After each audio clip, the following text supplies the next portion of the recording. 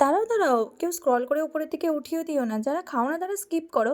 এটা যারা খাও তারা চিনতেই পেরেছে এটা হচ্ছে আর মাছের মাথা। ভীষণ টেস্টি একটা রেসিপি। প্রথমে আর মাছটাকে নুন, হলুদ দিয়ে লঙ্কা গুঁড়ো দিয়ে মাখিয়ে রেখে সেটাকে গরম তেলে ভেজে নিতে হবে।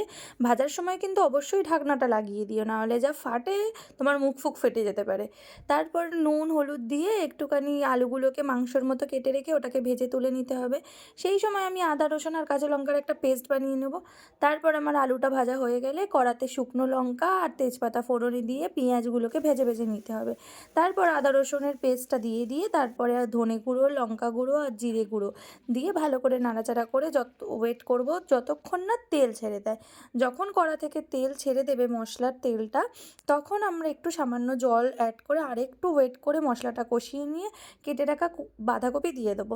বাঁধাকপিটা একটু মাখা মাখা যখন হয়ে যাবে তখন আমরা আলুটা আর টমেটোটা অ্যাড করে দেবো। দিয়ে এবার নুনটা এই সময় দিতে হবে। নুনটা দিয়ে যখন জল একটু একটু উঠে যাবে, একটু সিদ্ধ হয়ে যাবে বাঁধাকপিটা, তখন পরিমাণ মতো জল দিয়ে ফুটে গেলে মাছগুলো দিয়ে আরেকটু ফুটিয়ে নিতে হবে। মাছটা আরেকটু হওয়া পর্যন্ত দিয়ে গুঁড়ো গরম মশলা দিয়ে ব্যাস গরম গরম সার্ভ করো আর মাছের মাথা।